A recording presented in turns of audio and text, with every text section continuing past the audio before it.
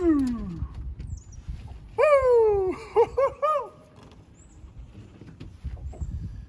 Yes! I seen him on that tree, baby!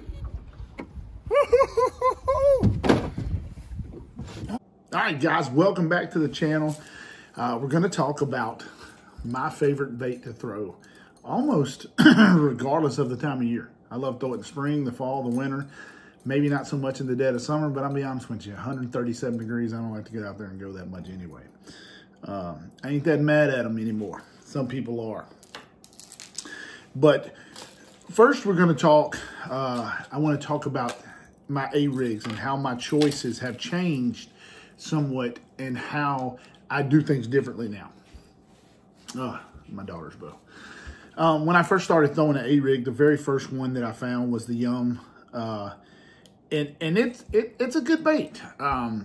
It's good. I threw it in a lot of situations. When I first started throwing the A-rig, I really didn't know a lot about it. And I only threw it in shallow situations. I kind of threw it like a spinnerbait. But as I got better and better with it, I learned that this may not be the best choice for a few different reasons. And so I started throwing the 6th Sense one. And since I went to Shane's Baits, this is what they call a Widowmaker. First I'll start to tell you why I didn't, why I kind of switched away from using this. I still have one in my boat. First of all, they come pre-shaped. Pre-shaped, they're already out like this. And that's not one of my favorite things. I like to be able to shape it how I like to shape it. I like to take my thumb and stick it behind the head and bend the wires. But we'll talk about that in part 2 of the video. Part 2, we're gonna talk about colors of baits, how to rig the baits, the rods and the line. But this one, we're gonna talk about the A-rigs, the different style swim baits, and the different style swim bait heads. All right, so like I told you, I started with the Yum. Not a bad thing, but this is more like a finesse style A-rig, but it's large in size. It's a big style, but one of the things I don't like about it is the wires are very, very flimsy, almost too flimsy. I don't mind some movement in the wires because it gives a lot of movement to the bait, but they're almost too flimsy, so a lot of times when you cast, they'll close down and the baits tend to hook on themselves. They'll hook on themselves, hook in the eyes, hook on the swivels and things like that. So I got to investigate, and of course, Josh Jones, whether you like him or not, is probably the best A-rig. Him and he tends to throw it more than Milliken. Now I know Josh throws some other things, but him and Milliken pretty much got this thing going. Paul Elias was the first one that ever threw it with some success in a major national tournament. He threw it on bridges at Lake Gunnersville, won an FLW tournament. Wasn't very long after that they started banning it because this is the devil, you know, and all the things that are out there that they could ban, but this is one of the things they banned. I mean, a jerkbait has 3 hooks on it. Every time I catch a jerkbait fish, it's all down the side and the gills. There's just, you know, it's just that overreaction, and they have never corrected it. One thing that I've always wondered is why some of the guys in the FLW and bass tournaments don't just throw the one single one in the back and put 4 teaser baits on there and just throw the one hook, because the one hook is legal. That's something that I wondered often, why they don't do that. And maybe there's a rule about that I don't know about. But so I went to the 6th Sense one. This is a good one. The wires are good and stiff. It's built well. I love the head. I love the hardware, although the clips seem a little bit light, but I don't think you should put a lot of stress on the clips. It's not as much as you'd think.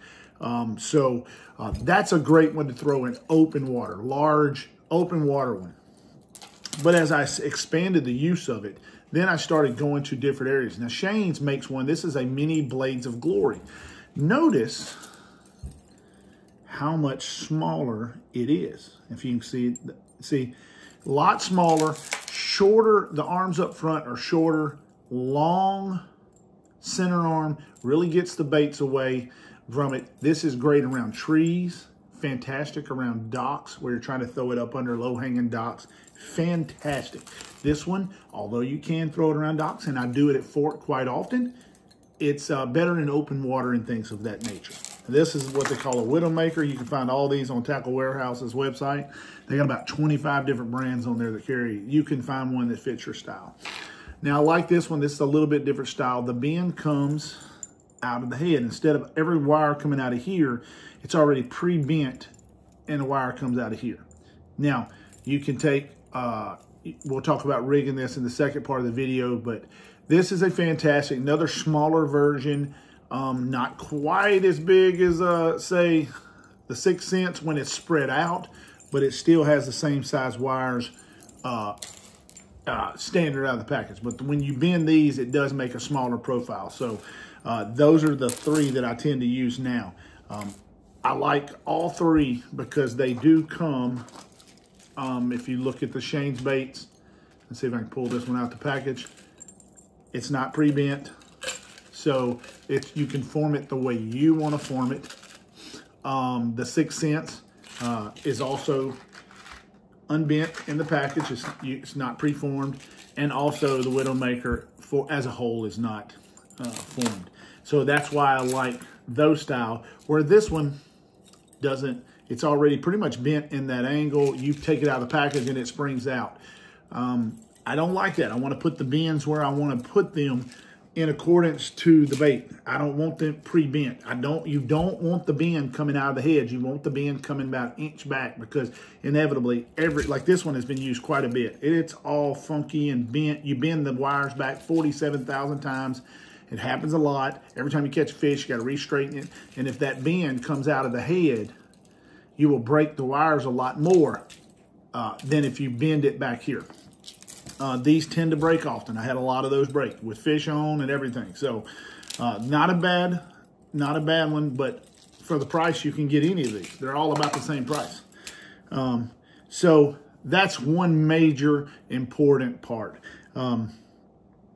So we've talked about the choices of A-rigs, and now we're going to get into talking about the swim baits.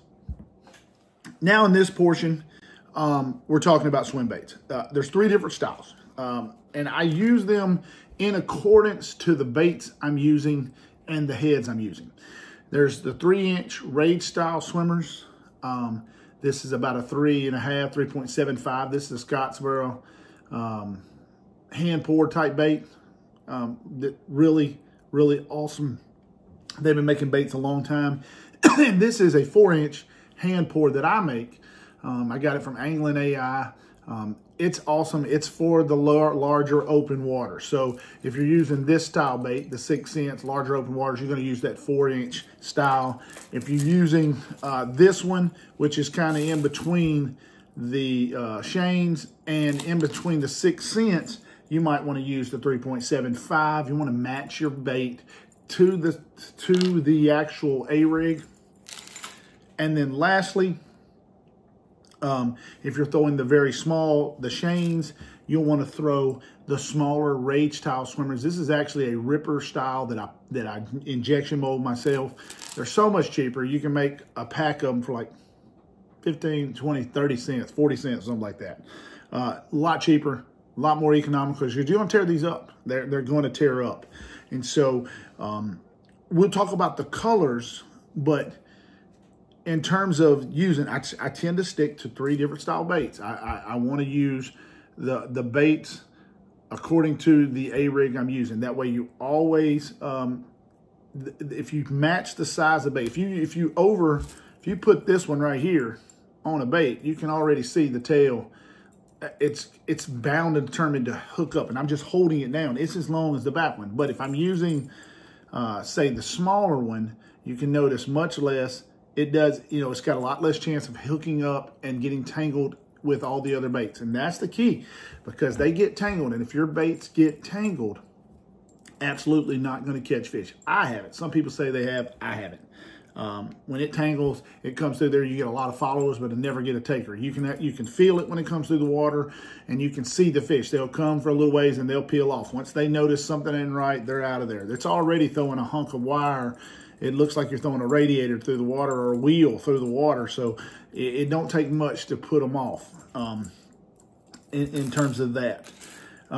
So from there, as we go, 4 inch, 3.5, 3 inches, you can see the difference in them. See the difference right there beautifully. I make these two, and this one right here is a Scotch Brite. I just don't have a mold for that. I wish I had a mold.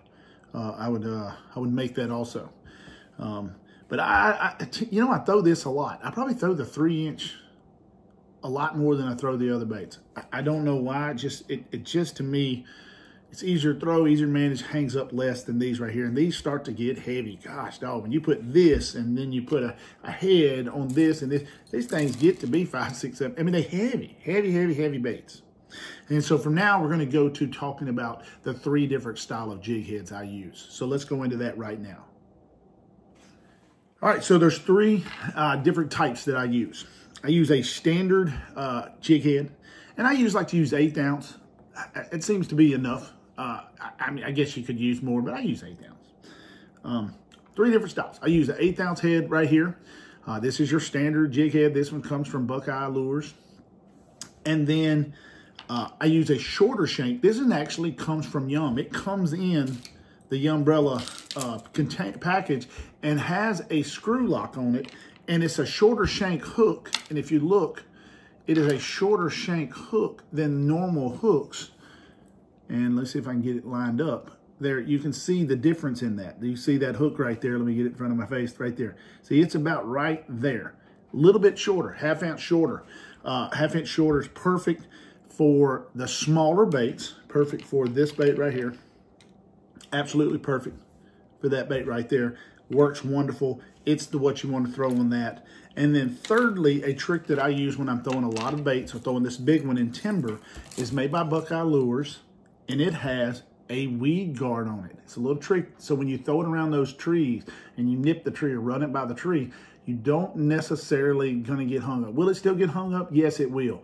Have I seen it affect fish catches? No, I have not. But it will if you take the wire and bend it this way, and you can customize this.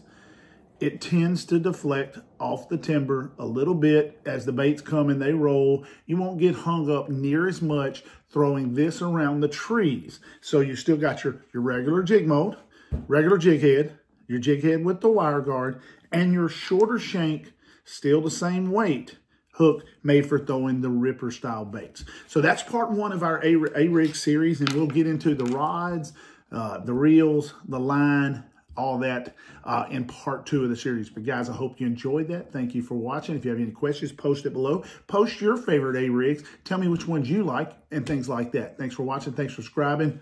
Ring the bell.